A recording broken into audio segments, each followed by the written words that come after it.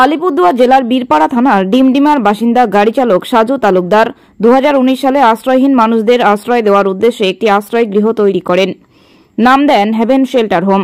মানুষের আর্থিক সহযোগিতায় নিরাশ্রয়দের খাদ্য ও ওষুধপত্রের সংস্থান হয়।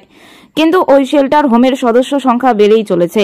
বর্তমানে সদস্য সংখ্যা 45 জন। এদের অনেকেই মানসিক রোগী। সাজু জানান, প্রায় 1.5 লক্ষ টাকা প্রতি মাসে খরচ হয়। এর মধ্যে 40,000 টাকা প্রতি মাসেই পাওয়া যায় কয়েকজনের চাঁদায়। বাকি টাকাটা প্রতি মাসেই অনিশ্চিত। নানাভাবে জোগাড় করতে হয় টাকা। কিছুদিন ধরে ব্যাপক আর্থিক সংকটে খাদ্য সংকট দেখা দিয়েছে আবাসিকের। শনিবার এ নিয়ে উদ্বেগ প্রকাশ করেন সাজু। কি বললেন সাজু তালুকদার, শুনে নেওয়া যাক।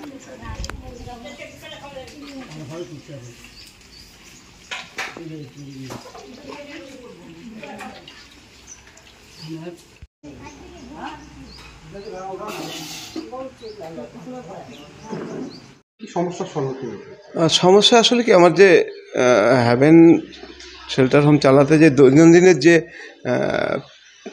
খেয়ে বাঁচার জন্য যেই জিনিসগুলো দরকার, সেগুলো সমস্যা খুব।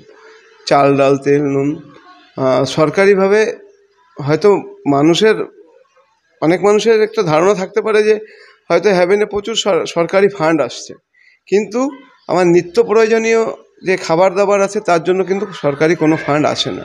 এবার সরকারিভাবে কোনো কাজ হয় নাই সেটা বলা ভুল হবে। সরকারিভাবে আমাদের জমির পাট্টা হয়েছে, একটা বিল্ডিং হয়েছে, হাইমাস সোলার হয়েছে, সোলার পাম্প হয়েছে, কমিউনিটি টয়লেট হয়েছে, সবচেয়ে বড় কথা রাস্তাটা হয়েছে। ডিএম সাহেব, আমাদের আগের ডিএম সাহেব যেতে যেতে একটা অ্যাম্বুলেন্স দিয়ে গেছেন।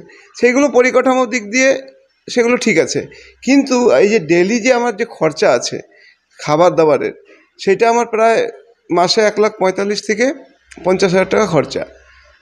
তার মধ্যে ওষুধপত্র আছে, জেনারেল ফিজিশিয়ান, আর যেহেতু মানসিক রোগী বেশি, তার জন্য আমরা সরকারিভাবে ডাক্তার পাচ্ছি, সাইকিয়াট্রিস্ট, আর ওষুধটাও হাসপাতাল থেকে পাচ্ছি। কিন্তু আর যে অন্যান্য ব্যাপারগুলো আছে যেটা সাধারণ চিকিৎসার ক্ষেত্রে, সেগুলো আমাকে নিজেই করতে হয়। এবার আমার 1,40,000 থেকে 1.5 লাখ টাকা যে খরচা, এর মধ্যে 40,000 টাকা আমাদের হ্যাভেনের শুভানুদের কাছ থেকে প্রতি মাসে আসে। সেই টাকাটা আসে, আর কেউ চাল ডাল তেল নুন দিয়ে গেল সেটা, আর আমার ঘাটতি থেকে যায় প্রায় 60-70,000 টাকা প্রতি মাসে। সেটা চালানো আমার পক্ষে খুবই কষ্টকর হয়ে গেছে। আমি চাইছিও না, আর পারছিও না চালাতে। আমি চাইছিলাম যে সরকার যদি হ্যাভেন শেল্টার হোমটাকে অ্যাডপ্ট করে নিত, বা যদি প্রশাসন চালাতো, তাহলে আমি স্বেচ্ছায় দিতে রাজি আছি। দ্বিতীয়ত, যে আমার যে দোকান আছে ছেলেরা চালায়, সেই দোকানের টাকাও আমার এই হ্যাভেনের শেল্টার হোমে এদের খাবার ব্যাপার যে খরচাগুলো থাকে, তার জন্য আমাকে ওখান থেকে টানতে টানতে ওদেরও আমি পুঁজি শেষ করে ফেলেছি। এবার দেখা যাচ্ছে যে এখন সন্তানরা আমার উপরে অসন্তুষ্ট হয়ে যাচ্ছে আস্তে আস্তে। তো এটা সেদিনই এটা সমস্যা মিটবে যেদিন এদের আধার কার্ড হবে। কেন সরকারি অনেক কিছু নিয়ম নীতিতে থাকে, সেগুলো তার মধ্যে বাধা থাকতে হয়। যেরকম এদের কোনো ডকুমেন্টস নেই, আধার কার্ড নেই, যার জন্য আমি রেশনটাও পাচ্ছি না।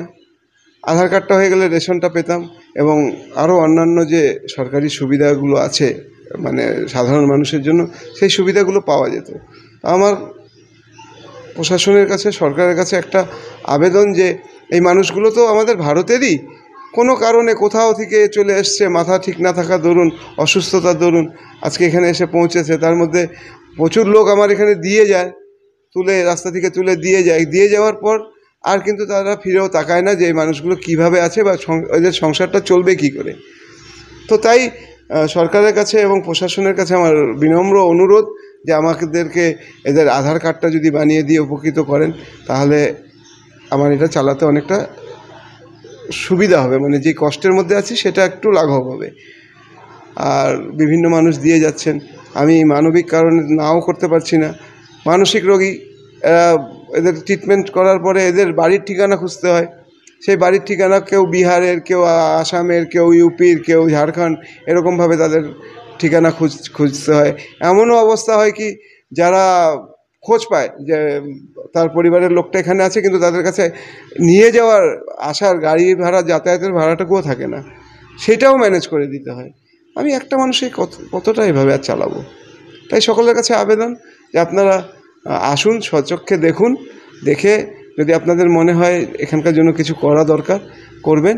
আর প্রশাসন আর সরকারের কাছে একটাই আবেদন যে এদের আধার বা এদের যা যা ডকুমেন্টেশনের কাজগুলো আছে সেগুলো যদি করে দেন, তাহলে সরকারি সুযোগ সুবিধাগুলো এরা পেলে এদের পেটের ভাতটা চালাতে অনেকটা সুবিধা হবে।